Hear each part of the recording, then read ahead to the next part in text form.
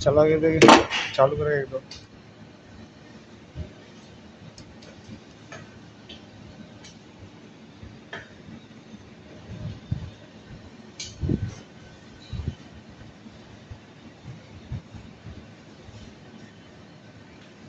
ये compressor start नहीं KIA, इसलिए गर्म हो गया पूरा। वो कैपेसिटर दिया है ना, सर्किट से गर्म। हाँ। माता जी कितनी देर में चाहिए?